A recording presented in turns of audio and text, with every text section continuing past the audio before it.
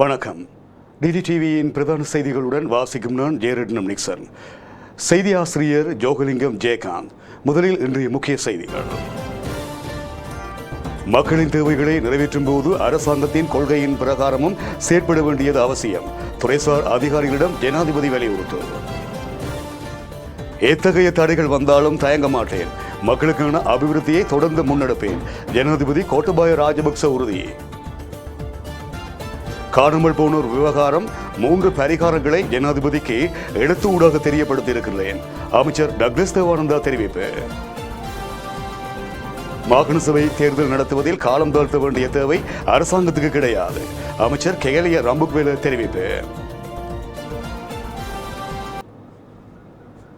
இனி விரிவான செய்திகள். முதலில் உள்நாட்டு செய்திகள். தனிநபர் ஒருவரின் அல்லது ஒரு சிலரின் தவறு காரணமாக அனைத்து மக்களும் பாதிக்கப்படும் வகையில் சட்டங்கள் வகுக்கப்படக்கூடாது என தெரிவித்திருக்கின்ற ஜனாதிபதி கோட்டபாய ராஜபக்ச மோசடிக்காரர்கள் மற்றும் மோசடி வர்த்தகர்களை சட்டத்தின்படியில் கொண்டு வருவதற்கு தேவையான சட்டங்களை வகுக்க வேண்டுமானால் அதிகாரிகள் கிராமத்துக்கு சென்று உண்மையான மக்களின் பிரச்சனைகளை இனம் காண வேண்டும் எனவும் பணித்திருக்கின்றார். ஆளுநர்கள் மற்றும் மாவட்ட செயலாளர்களுடன் ஜனாதிபதி அலுவலகத்தில் இடம்பெற்ற சந்திப்பின் போதே ஜனாதிபதி அவர்கள் இவ்வாறு குறிப்பிட்டிருக்கின்றார்.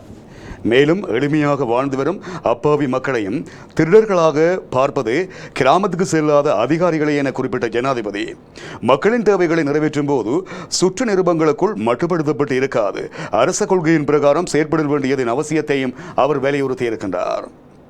அதே நேரம் மக்களின் பிரச்சனை ஒன்றை முன்வைக்கின்ற போது மற்றொரு பிரச்சனையை காரணமாக வைத்து அதனை மூடிமறைக்க அதிகாரிகள் முயற்சிக்க கூடாது.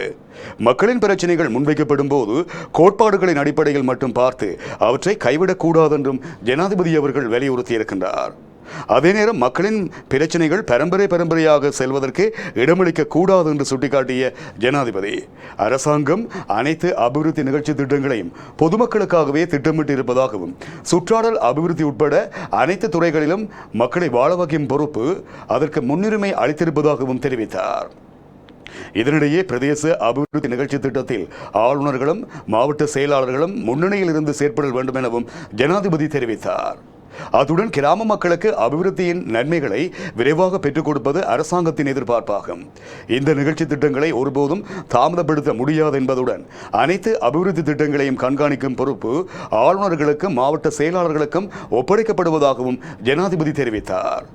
சில திட்டங்களுக்கு நிதி ஏற்பாடுகள் ஒதுக்கப்பட்டிருந்த போதும் அவை செயற்படுத்தப்படாதுள்ளன. சில திட்டங்கள் இடைநடுவே கைவிடப்பட்டுள்ளன. இதற்காக பெற்றுக்கொள்ளப்பட்ட கடனுக்காக அரசாங்கம் பெருமளவு வட்டியை செலுத்தி வருகிறது. இதனையிட்டு மக்கள் அரசாங்கத்திற்கும் அதிகாரிகளுக்கும் குறை கூறுகின்றனர். மக்களின் தேவைகளையும் மக்கள் அரசாங்கத்திடமிருந்து எதனை எதிர்பார்க்கின்றார்கள் என்பதையும் விளங்கி அபிவிருத்தி திட்டங்களை விரைவுபடுத்த வேண்டும் எனவும் ஜனாதிபதி குறிப்பிட்டார். நிதி ஏற்பாடுகள் ஒதுக்கப்பட்டு இதுவரையில் ஆரம்பிக்கப்படாது இருக்கின்ற மற்றும் இடைநடுவே நிறுத்தப்பட்டுள்ள அனைத்து திட்டங்களையும் விரைவாக ஆரம்பிக்குமாறும் ஜனாதிபதி அவர்கள் பணிப்புரை விடுத்திருக்கின்றார். நீண்ட காலமாக மக்களை பாதித்து வரும் பிரச்சனைகளுக்கு முறையான அபிவிருத்தி மட்டுமே தீர்வு என்று தெரிவித்திருக்கின்ற ஜனாதிபதி கோட்டபாய ராஜபக்ச இதற்கு தேவையான கொள்கை சட்டத்தையும் நிகழ்ச்சி திட்டத்தையும் அரசாங்கம் முன்வைத்திருக்கிறது என்றும் தெரிவித்திருக்கின்றார். இது குறித்து அவர் மேலும் தெரிவிக்கையில் ஜனாதிபதியாக நான் கிராமமாக செல்வது உண்மையான மக்களின் பிரச்சனைகளை அடையாளம் கண்டு அவற்றை தீர்ப்பது ஆகும். எத்தகைய கொள்கையோ திட்டமோ இல்லாத சிலர் இன்று அதையும் எதிர்க்கின்றார்கள். ஆனால் மக்களுக்காக முன்னெடுக்கின்ற வேலை திட்டங்களையும் பொய்யான பிரச்சாரங்களினால் மக்களை ஏமாற்றுவதற்கும் இடமளிக்க முடியாதெனவும் குறிப்பிட்டிருக்கின்றனர். அதே நேரம் தற்போதைய அரசாங்கம் அதிகாரத்துக்கு வந்து 16 மாதங்களே ஆன குறுகிய காலத்தில் நாட்டில் தெளிவான கொள்கை ரீதியிலான மாற்றத்தை ஏற்படுத்தியிருக்கிறது. கடந்த ஜனாதிபதி தேர்தலில் மக்கள் தம்மிடம் இந்த மாற்றத்தையே எதிர்பார்த்ததாகவும் குறிப்பிட்ட ஜனாதிபதி தேசிய பாதுகாப்பை உறுதி செய்து கலாச்சாரம், எமது பாரம்பரியம், தேசிய விழுமியங்கள் மற்றும் நாட்டின் இறைமையை பாதுகாப்பதற்காக அரசாங்கம் பாரிய வேலை திட்டங்களை முன்னெடுத்ததாகவும் குறிப்பிட்டிருக்கின்றார். அத்துடன் இந்த காலத்துக்குள் உருவான பிரச்சனைகளுக்கன்றி கடந்த அரசாங்கத்தினால் உருவாக்கப்பட்ட பிரச்சனைகளுக்கே அரசாங்கம் முகம் கொடுக்க வேண்டியுள்ளது. 19வது திருத்தத்தின் ஊடாக உருவான தவறு அதில் ஒன்றாகும். 20வது திருத்தத்தை நிறைவேற்றி அந்த தவறை திருத்தினோம். தேசிய பாதுகாப்பை பலப்படுத்தியதால் உயிர்த்த ஞாயிறு தாக்குதல் இடம்பெற்றது. அதை பற்றி விசாரணை செய்ய அவர்களே நியமித்த உயிர்த்த ஞாயிறு ஆணைக்குழுவுக்கு பொறுப்பு கூற வேண்டிய நிலையும் எமது அரசாங்கத்துக்கு ஏற்பட்டிருக்கிறது. MCC ஒப்பந்தத்தை போல் கிழக்கு முனையத்தை குத்தகைக்கு வழங்க ஒப்பந்தம் செய்ததும் கடந்த அரசாங்கத்தின் காலத்தில் ஆகும். அது தொடர்பாக ஏற்பட்டுள்ள சிக்கலான நிலைக்கும் அரசாங்கம் முகம் கொடுக்க வேண்டியிருக்கிறது. அவர்களே உருவாக்கிய பிரச்சனைகளை சுட்டிக்காட்டி அன்றைய அரசாங்கத்தில் இருந்தவர்களே இன்று அரசுக்கு எதிராக போராட்டங்களில் ஈடுபடுவதாகவும் குறிப்பிட்ட ஜனாதிபதி அரசாங்கத்தின் கொள்கை மற்றும் திட்டங்களை செயற்படுத்துவதுடன் அவர்களை ஏற்படுத்திய பிரச்சனைகளுக்கு தீர்வுகளை பெற்றுக் கொடுப்பதற்காகவும் அதிக நேரத்தை செலவழிக்க வேண்டியிருப்பதாகவும் ஜனாதிபதி சுட்டிக்காட்டினார்.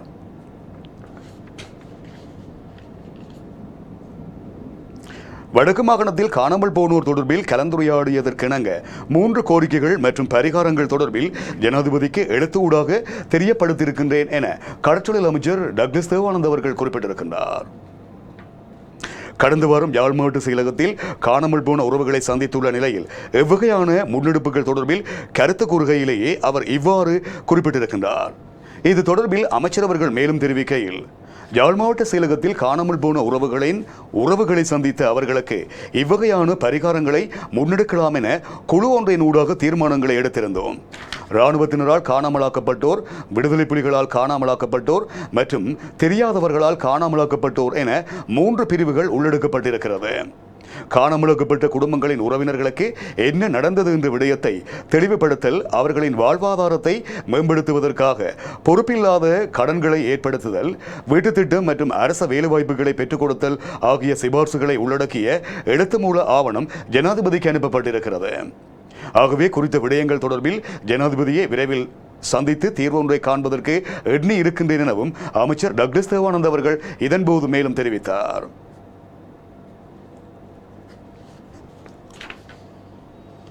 அரசியலமைப்பின் 13வது திருத்தத்தின்படி மாகாண சபைகள் என்பது நாட்டில் அடிப்படை சட்டமாகும். எனவே தனிப்பட்ட நபர்களின் தேவைக்காக அவற்றை ரத்து செய்ய முடியாது என தெரிவித்திருக்கின்ற ஊடகத்துறை அமைச்சரும் அமைச்சரவை பேச்சாளருமான கெகலிய ரம்புக்வேல தேர்தலை காலம் தாழ்த்த வேண்டிய அவசியம் அரசாங்கத்துக்கு கிடையாது எனவும் அமைச்சர் சொன்னார். அமைச்சரவை முடிவுகளை அறிவிக்கும் ஊடகவியலாளர் மாநாட்டில் இந்த விடயத்தை கெகலிய ரம்புக்வேல தெரிவித்திருக்கின்றார். தொடர்ந்தும் கருத்து தெரிவிக்கையில், மாகாண சபை தேர்தல் தொடர்பான சட்டமூலத்தில் காணப்படுகின்ற சிக்கல் தீர்க்கப்பட்டு விரைவில் தேர்தல் நடத்தப்படும். நாட்டின் அடிப்படை சட்டத்தை மீறி செயற்பட அரசாங்கம் எதிர்பார்க்கவில்லை. மாகாண சபை தேர்தலை கடந்த அரசாங்கத்தால் திட்டமிட்டு காலம் தாழ்த்தப்பட்டது. இது தொடர்பான சட்டமூலத்தில் காணப்படுகின்ற சிக்கல்களே இன்றும் தேர்தல் காலம் தாமதமடைவதற்கு காரணமாகும். 13வது அரசியலமைப்பு திருத்தத்தின்படி நாட்டின் அடிப்படை சட்டமாக மாகாண சபைகள் காணப்படுகின்றன. இவற்றை மீறி செயற்பட அரசாங்கம் விரும்பவில்லை. அத்தோடு மாகாண சபைகள் தொடர்பில் பல்வேறு கருத்துக்கள் முன்வைக்கப்பட்ட போதிலும் தனிப்பட்ட நபர்களின் தேவைக்காக இதனை மாற்றவோ ரத்து செய்யவோ முடியாதென்றும் அமைச்சர் சொன்னார். அத்துடன் தேர்தல் முறைமைகள் தொடர்பில் சட்டமூலத்தில் காணப்படுகின்ற சிக்கல்கள் நிவர்த்தி செய்யப்பட்டு விரைவில் தேர்தல் நடத்தப்படும் என்றும் அவர் மேலும் தெரிவித்திருக்கின்றார்.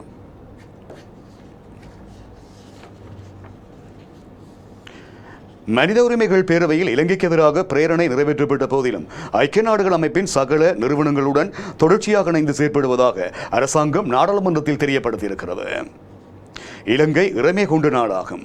அந்த நிலையை தொடர்ச்சியாக பாதுகாப்பதே அரசாங்கத்தின் எதிர்பார்ப்பாகும் என்று வெளிநாட்டு அலுவல்கள் அமைச்சர் தினேஷ் குணவர்த்தன குறிப்பிட்டுள்ளார். ஜெனீவா மனித உரிமைகள் பேரவையும் 46வது கூட்டத்தொடரில் இலங்கைக்கு எதிரான பிரேரணை நிறைவேற்றப்பட்டமை தொடர்பாக நாடாளுமன்றத்தில் அமைச்சர் விசேட அறிக்கை ஒன்றை விடுத்து உரையாற்றினார். இந்த பிரேரணை தேவையற்றது ஒன்றாகும். இது இலங்கை சட்டத்துக்கு முரண்பட்டதாகும் என்று குறிப்பிட்ட அமைச்சர் இந்த பிரேரணைக்கு பேரவையில் பெரும்பான்மை கிடைக்கவில்லை என்றும் சுட்டிக்காட்டினார். இந்த நிலையில் ஜெனீவாவில் நிறைவேற்றப்பட்ட புதிய தீர்மானம் மீது நாடாளுமன்றத்தில் விவாதம் நடத்த முன்வைக்கப்பட்ட கோரிக்கையை சபாநாயகர் மஹிந்த ஜாப்பா அபேவர்த்தன நிராகரித்திருக்கின்றார். இதனிடையே ஐக்கிய நாடுகளின் மனித உரிமைகள் பேரவையில் இலங்கை தொடர்பில் நிறைவேற்றப்பட்டுள்ள தீர்மானம் ஊடாக பொருளாதார தடை விதிக்க முடியாதென அமைச்சரவை தீர்மானங்களை அறிவிக்கும் ஊடக சந்திப்பில் அமைச்சரவை பேச்சாளர் அமைச்சர் கெகலிய ரம்புக்வேல குறிப்பிட்டிருக்கின்றார். மனித உரிமைகள் பேரவையினால் அவ்வாறு செய்ய முடியாதெனவும் அதனை பாதுகாப்பு பேரவையே சமர்ப்பிக்க வேண்டும் எனவும் அமைச்சரவை பேச்சாளர் மேலும் குறிப்பிட்டிருக்கின்றார். அதே நேரம் பேரவையால் தனிப்பட்ட முறையில் ஒவ்வொரு நாடுகள் தொடர்பிலும் தீர்மானங்களை எடுக்க முடியும் என்றாலும் பாதுகாப்பு பேரவையில் இருக்கின்ற அதிகாரம் கொண்ட நாடுகளில் பெரும்பான்மையான நாடுகள் ஏதோ ஒரு வகையில் இலங்கைக்கு ஆதரவு வழங்கியிருப்பதாகவும் கெகலிய ரம்புக்வெல மேலும் குறிப்பிட்டிருக்கின்றார். எவ்வாறாக இருப்பினும் மனித உரிமைகள் பேரவையின் சில கொள்கைகளுக்கு முரணாகவே விடயங்கள் இடம்பெற்றிருப்பதாகவும் அவர் மேலும் தெரிவித்திருக்கின்றார். இணையதள வர்த்தகத்தை ஒழுங்குபடுத்துவதற்காக விரைவில் நுகர்வோர் பாதுகாப்பு சட்டத்தில் திருத்தங்கள் மேற்கொள்ளப்பட இருப்பதாக வர்த்தக அமைச்சர் பந்துல குணவர்த்தன குறிப்பிட்டிருக்கின்றார். நாடாளுமன்றத்தில் ஆளும் கட்சி உறுப்பினர் முகமது முசம்பில் எழுப்பிய கேள்விக்கு பதிலளிக்கும் போதே அமைச்சர் அவர்கள் இவ்வாறு குறிப்பிட்டிருக்கின்றார். இது தொடர்பில் அமைச்சர் மேலும் தெரிவிக்கையில், இணையதளங்கள் மற்றும் இணையதள வர்த்தகம் தொடர்பில் எமது நாட்டில் உரிய சட்டங்களும் விதிமுறைகளும் உருவாக்கப்படவில்லை. அதே நேரம் 2003ஆம் ஆண்டே நுகர்வோர் பாதுகாப்பு சட்டத்தின் கடைசியாக திருத்தங்கள் மேற்கொள்ளப்பட்டுள்ளன. தற்போதைய உலகளாவிய சூழ்நிலைக்கேற்ப இந்த சட்டத்தில் மாற்றங்கள் மேற்கொள்ளப்படவில்லை. அதன் அடிப்படையில் பாரிய மாற்றங்களை ரத்து செய்ய சட்டத்தில் திருத்தம் செய்ய வேண்டியுள்ளது. நெல் ஆலை உரிமையாளர்களுக்கு மட்டுமன்றி பல்வேறு தரப்பினர் நெல் கொள்வனவை சட்டவிரோதமாக மேற்கொள்கின்றனர். இது தொடர்பில் உரிய சட்ட திருத்தங்கள் முதலில் மேற்கொள்ளப்பட வேண்டியிருக்கிறது என்றும் தெரிவித்த வர்த்தக அமைச்சர், நுகர்வோர் பாதுகாப்பு அதிகார சபையின் சட்டத்தை புதிய உலகுக்கு ஏற்ப விரைவில் மாற்றங்களை மேற்கொள்ள எண்ணியிருக்கின்றோம் என்றும் அவர் மேலும் குறிப்பிட்டிருக்கின்றார்.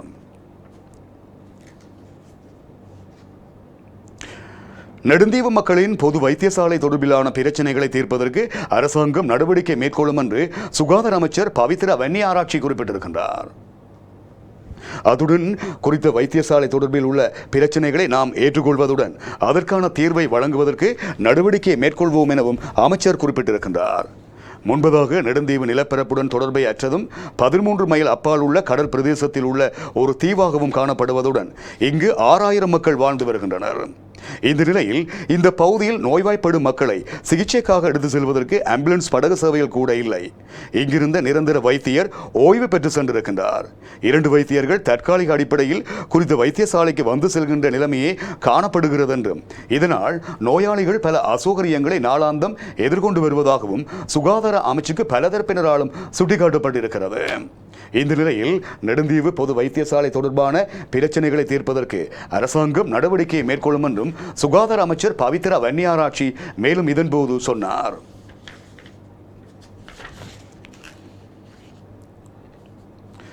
மேலதிக வகுப்புகளை நடத்துவதற்கான அனுமதி வழங்கப்படவில்லை என்று தெரிவித்திருக்கின்ற கல்வி அமைச்சர் பேராசிரியர் ஜி எல் பீரிஸ், மேல் மாகாணத்தில் இதுவரையில் கல்வி நடவடிக்கைகள் ஆரம்பிக்கப்படாதிருந்த 5, 11, 13ஆம் தர வகுப்புகள் தவிர்ந்த ஏனைய வகுப்புகளின் கல்வி நடவடிக்கைகள் எதிர்வரும் திங்கட்கிழமை முதல் ஆரம்பிக்கப்பட இருப்பதாகவும் அவர் குறிப்பிட்டார். அத்துடன் இதற்கான சுகாதார சேவைகள் பணிப்பாளர் நாயகத்தின் எழுத்தூடான அனுமதி கிடைத்திருப்பதாகவும் அமைச்சர் கூறினார். அத்துடன் நாடு முழுவதிலும் அனைத்து பாடசாலைகளின் கல்வி நடவடிக்கைகள் வலிமை போன்று நடைபெறும் என்று குறிப்பிட்ட அமைச்சரிடம் மேலதிக வகுப்புகளை நடத்துவதற்கு அனுமதி உண்டா என்று ஊடகவியலாளர் கேட்ட கேள்விக்கு பதிலளித்த அமைச்சர், மேலதிக வகுப்புகளை ஆரம்பிப்பதற்கு சுகாதார அமைச்சு இதுவரையில் அனுமதி வழங்கவில்லை. தனியார் பாடசாலைகள், சர்வதேச பாடசாலைகள் எதிர்வரும் திங்கட்கிழமை முதல் இயங்குவதற்கு அனுமதி வழங்கப்பட்டிருக்கிறது என்றும் அமைச்சர் தெரிவித்தார். அத்துடன் 1ஆம் தவணை கல்வி நடவடிக்கைகள் எதிர்வரும் ஏப்ரல் 9ஆம் நாளுடன் நிறைவடைய இருப்பதாகவும் கல்வி அமைச்சு தெரியப்படுத்தியிருக்கிறது.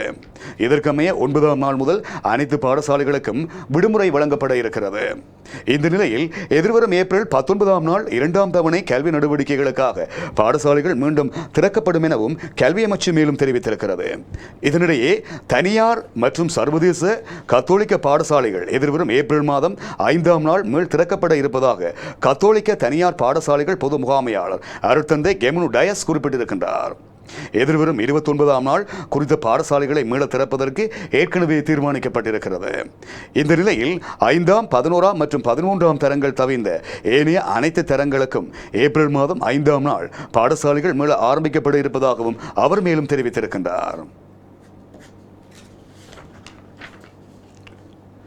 மன்னாரில் இருந்து கடற்றொழிலுக்கு சென்றிருந்த நிலையில் மாலத்தீவு கடலில் சடலமாக கரை ஒதுங்கிய வடமராட்சி மீனவரின் உறவினருக்கு ஈழமக்கள் ஜனநாயக கட்சி நிதியுதவி வழங்கியுள்ளது. கடந்த ஜனவரி மாதம் 30ஆம் நாள் கரவட்டி மேற்கு ஸ்ரீ நாரதா வீதியைச் சேர்ந்த பாண்டி என அழைக்கப்படும் செல்வராஜா ஜெயராம் என்பவரே படகு பழுதடைந்தமையினால் ஏற்பட்ட விபத்தில் மரணமடைந்தார். இந்த நிலையில் செல்வராஜா ஜெயராமின் குடும்பத்தினருக்கு ஈழமக்கள் ஜனநாயக கட்சி 1 லட்சம் ரூபாய் நிதியுதவியை வழங்கியுள்ளது.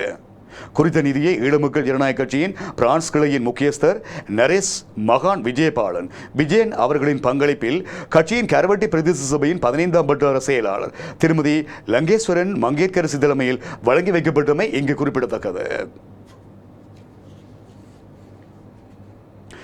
இலங்கை போக்குவரத்து சபையில் ஒப்பந்த அடிப்படையில் பணியாற்றும் 5 வருடங்களுக்கு அதிகமான அனுபவம் உள்ள அனைத்து ஊழியர்களையும் நிரந்தரமாக்க நடவடிக்கை எடுப்பதாக போக்குவரத்து ராஜாங்க அமைச்சர் திலும் அமுனுகம குறிப்பிட்டிருக்கின்றார்.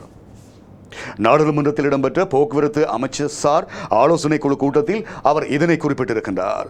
இதேவேளை நீண்டகாலமாக நிலவி வருகின்ற சாரதி ஆலோசகர் வெற்றிடங்களை நிரப்புவதற்கு எதிர்வரும் மே மாதத்தில் உரிய பரீட்சையை நடாத்தி இணைத்துக் கொள்ள நடவடிக்கை எடுப்பதாகவும் ராஜாங்க அமைச்சர் தெரிவித்தார். நாடு பூராகவும் காணப்படும் உப சாலைகளை பேருந்து திரைப்படங்களாக மட்டும் பயன்படுத்துவதற்கும் அவை தொடர்பாக நிர்வாக நடவடிக்கைகளை பிரதான சாலைகள் ஊடாக மேற்கொள்வதற்கும் அதனூடாக நாடு பூராகவும் பேருந்து போக்குவரத்தை முறைமைப்படுத்தவும் வினைத்திறனான சேவையாக மாற்றுவதற்கும் அமைச்சு நடவடிக்கை எடுத்திருப்பதாகவும் ராஜாங்க அமைச்சர் குறிப்பிட்டார். நகர்ப்புற வாகனங்களை கையாள்வது தொடர்பான முடிவுகளை எடுக்கும் உள்ளூராட்சி போக்குவரத்து குழு கூட்டங்களில் போக்குவரத்து அமைச்சை பிரதிநிதித்துவப்படுத்தப்படும் அதிகாரி ஒருவரின் பங்கு பெற்றுவதன் முக்கியத்துவத்தை பாராளுமன்ற உறுப்பினர்களும் அங்கு சுட்டிக்காட்டியிருக்கின்றார்கள் என்பதும் இங்கு குறிப்பிடத்தக்கது. எதிர்வரும் சிங்கள தமிழ் புத்தாண்டை கொண்டாடும் போது மக்கள் அடிப்படை சுகாதார வழிகாட்டல்களை கண்டிப்பாக பின்பற்ற வேண்டும் என அரசாங்க மருத்துவ அதிகாரிகள் சங்கம் குறிப்பிட்டிருக்கிறது. இந்த விடயம் குறித்து ஊடகங்களுக்கு கருத்து வெளியிட்டிருக்கின்ற அந்த சங்கத்தின் உதவி செயலாளர் வைத்தியர் நவீன் டி சோய்சா பொதுமக்கள் சுகாதார வழிகாட்டல்களை பின்பற்றாவிட்டால் கொரோனா தொற்றின் பாதிப்பு அதிகரிக்கும் எனவும் குறிப்பிட்டிருக்கின்றார். உலகை அச்சுறுத்தும் கோவிட்-19 கொரோனா வைரஸின் பாதிப்பில் நாட்டில் நாளுக்கு நாள் அதிகரித்து வருகிறது. எனவே சுகாதார வழிகாட்டல்களை கடைபிடிக்காமல் மக்கள் தங்கள் வழக்கமான நடவடிக்கைகளை தொடர முடியாதெனவும் அவர் குறிப்பிட்டிருக்கின்றார். இதனிடையே யாழ்ப்பாண மாநகர முதல்வர் விஸ்வலிங்கம் மணிவண்ணன் அவர்களுடன் கடந்த ஒரு வாரமாக தொடர்புடையவர்களை தொடர்பு கொள்ளுமாறு சுகாதாரத்துறை கோரியுள்ளது. யாழ்ப்பாண மாநகர சபையில் அவருடன் தொடர்புடைய பலர் வீடுகளில் சுயதனிமைப்படுத்தப்பட்டிருக்கின்றார்கள். அத்துடன் நீதிமன்றங்களில் அவருடன் தொடர்புடையவர்களை சுயதனிமைப்படுத்தும் நடவடிக்கைகளும் முன்னெடுக்கப்படுகிறது. இந்த நிலையிலேயே யாழ்ப்பாண மாநகர முதல்வர் விஸ்வலிங்கம் மணிவண்ணன் அவர்களுடன் கடந்த மார்ச் மாதம் 16ஆம் நாளுக்கு பின்னரான ஒரு வார கால பகுதியில் தொடர்புடையவர்களை தொடர்பு கொள்ளுமாறு சுகாதாரத்துறை கேட்டிருக்கிறது. இந்த நிலையில் திருநெல்வேலி பொதுச்சந்தை தொகுதியில் நடத்தப்பட்ட இடமாற்று PCR பரிசோதனையில் 24 தொற்றாளர்கள் அடையாளம் காணப்பட்டிருக்கும் நிலையில் மறு அறிவித்தல் வெளியாகும் வரை சந்தை முடக்கப்படுவதாக மாகாண சுகாதார பணிப்பாளர் டாக்டர் கலாநிதி கேதீஸ்வரன் கூறியுள்ளார். அத்துடன் தொற்றுக்குள்ளான 24 பேரில் சந்தை வியாபாரிகள் மற்றும் சந்தையைச் சூழ உள்ள கடை தொகுதி வியாபாரிகளும் அடங்கியிருக்கும் நிலையில் திருநெல்வேலி பொதுச்சந்தை தொகுதி முழுமையாக மறு அறிவித்தல் வரை மூடப்படுகிறது. இதே நேரம் திருநெல்வேலி சந்தை தொகுதி வியாபாரிகள் மற்றும் அங்கு பணியாற்றுகின்றவர்கள் தம்மை சுய தனிமைப்படுத்துமாறு கேட்டுக்கொள்ளப்படுவதுடன் தமது விவரங்களை பிரதேச சுகாதார மருத்துவ அதிகாரியிடம் அல்லது வடமாகாண சுகாதார திணைக்களத்தின் 24 மணி நேர சேவையான 021-222-6666 என்கின்ற தொலைபேசி இலக்கத்துடன் தொடர்பு கொள்ளுமாறு வடமாகாண சுகாதார சேவைகள் படைப்பாளர் டாக்டர் கலாநிதி கேதீஸ்வரன் மேலும் கேட்டிருக்கின்றார். இது இவ்வாறு இருக்க இலங்கையினால் முன்பதிவு செய்யப்பட்டுள்ள 10 லட்சம் தடுப்பூசிகள் அடுத்த 2 மாதங்களுக்குள் கிடைக்கும் என ராஜாங்க அமைச்சர் சன்ன ஜெயசுமன குறிப்பிட்டிருக்கின்றார். அத்துடன் இந்தியா தடுப்பூசி ஏற்றுமதியை தற்காலிகமாக இடைநிறுத்தி இருக்கின்றமையை இதனை பாதிக்காது என்றும் அவர் குறிப்பிட்டிருக்கின்றார்.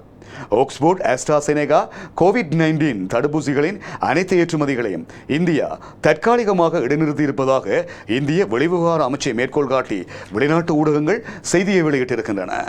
அதிகரித்து வரும் நோயாளர்களுடைய எண்ணிக்கை எதிர்காலத்தில் உள்நாட்டு தேவையை அதிகரிக்கக்கூடும் என்ற காரணத்தினால் இந்த தீர்மானம் மேற்கொள்ளப்பட்டிருப்பதாக தெரிவிக்கப்படுகின்றமை இங்கு குறிப்பிடத்தக்கது. புதிய கல்விக் கொள்கையை தயாரிக்கும் நடவடிக்கையில் ஏற்பட்டுள்ள முன்னேற்றம் குறித்து எதிர்வரும் மே மாதம் அறிக்கை ஒன்றை பொது நிறுவனங்கள் தொடர்பான நாடாளுமன்ற குழுவில் சமர்ப்பிக்குமாறு அதன் தலைவர் பேராசிரியர் திஸ்ஸ விதாரண வலியுறுத்தியிருக்கின்றார். கலைப்பட்டுதாரிகள் மத்தியில் காணப்படும் வேலையின்மை தொடர்பில் மேற்கொள்ளப்பட்ட விசேட கணக்காய்வு அறிக்கை பொது நிறுவனங்கள் தொடர்பான நாடாளுமன்ற குழுவில் ஆராயப்பட்ட போதே அவர் இவ்வாறு குறிப்பிட்டிருக்கின்றார். அத்துடன் இந்த கொள்கை தயாரிப்பின் போது சம்பந்தப்பட்ட அமைச்சுகளையும் இணைத்துக் கொள்ளுமாறு கல்வி ஆணைக்குழுவுக்கு அவர் பணிப்புரை விடுத்திருக்கின்றார். அதே நேரம் பல்கலைக்கழகங்களில் இடம்பெறும் பகடிவதையை இல்லாமல் செய்வது தொடர்பில் புதிய தேசிய கல்விக் கொள்கை தயாரிப்பின் போது கவனம் செலுத்தப்பட வேண்டும் என பல்கலைக்கழக உபவேந்தர்கள் இங்கு வலியுறுத்தியிருக்கின்றார்கள். கலை பட்டதாரிகளின் வேலைவாய்ப்பின்மை 50% அதிகரித்திருப்பது பிரச்சனைக்குரியது என்றும் இது தொடர்பில் உரிய நடவடிக்கை எடுக்கப்பட வேண்டும் எனவும் இதன்போது சுட்டிக்காட்டப்பட்டிருக்கிறது. அத்துடன் தொழில்நுட்ப கல்வியை ஊக்குவிப்பதற்காக மாகாண மட்டத்தில் நடவடிக்கை எடுக்கப்பட வேண்டியதின் அவசியம் தொடர்பிலும் கவனம் செலுத்தப்பட்டிருப்பதுடன் 2ஆம் நிலை பாடசாலைகளில் கல்வி கேட்கும் போது மாணவர்கள் தமக்கான பாட நிறைகளை தெரிவு செய்வதற்கான மாற்று ஏற்பாடுகள் வழங்கப்பட வேண்டும். இதனூடாக பல்வேறு பிரச்சனைகளை தீர்க்க முடியும் எனவும் கோப் குழுவின் தலைவர் பேராசிரியர் விதாரண தெரிவித்திருக்கின்றார். இந்த நிலையில் வேலைவாய்ப்பு சந்தையின் தேவைகளுக்கேற்ப பல்கலைக்கழகங்கள் வழங்கும் பட்டப்படிப்புகளை வடிவமைப்பதற்காக அரசு மற்றும் தனியார் நிறுவனங்களை ஒருங்கிணைத்து ஒழுங்குபடுத்துவது தொடர்பில் ஆராயுமாறு பல்கலைக்கழக மானியங்கள் ஆணைக்குழுவுக்கு கோப் குழு அறிவுறுத்தியிருக்கின்றமை இங்கு குறிப்பிடத்தக்கது. இலங்கையின் கடற்பரப்பில் சட்டவிரோத கடற்றொழில் நடவடிக்கையில் ஈடுபட்டிருந்த 54 இந்திய மீனவர்கள் கைது செய்யப்பட்டிருக்கின்றார்கள் என்று கடற்படை ஊடக பிரிவு விடுத்திருக்கின்ற செய்திக்குறிப்பில் தெரிவிக்கப்பட்டிருக்கிறது. யாழ்ப்பாணம், முல்லைத்தீவு மற்றும் மன்னார் ஆகிய கடற்பரப்பில் கடற்படையினரால் நேற்றிரவு முன்னெடுக்கப்பட்ட சுற்றி வளைப்புகளின் போதே இவர்கள் கைது செய்யப்பட்டிருப்பதாகவும் தெரிவிக்கப்படுகிறது. இதன்போது 5 படகுகள் கைப்பற்றப்பட்டிருப்பதோடு கைதான இந்திய மீனவர்கள் உரிய அதிகாரிகளிடம் ஒப்படைப்பதற்கு நடவடிக்கை எடுக்கப்பட்டிருப்பதாகவும் கடற்படை குறிப்பிட்டிருக்கிறது. நீதவான் நீதிமன்ற நீதிபதிகள் உட்பட 72 நீதிபதிகளுக்கு இடமாற்றம் வழங்க நீதிமன்ற சேவைகள் ஆணைக்குழு தீர்மானித்திருக்கிறது. வருடாந்த இடமாற்றத்தின் அடிப்படையில் ஏப்ரல் 5ஆம் நாள் முதல் நடைமுறைப்படுத்தப்படும் விதத்தில் இடமாற்றம் வழங்கப்பட இருப்பதாகவும் தெரிவிக்கப்படுகிறது. அதன் அடிப்படையில் கொழும்பு பதில் பிரதான நீதிவான் RMSB சந்திரஸ்ரீ கொழும்பு பிரதான நீதிவானாக நியமிக்கப்பட்டுள்ளார்.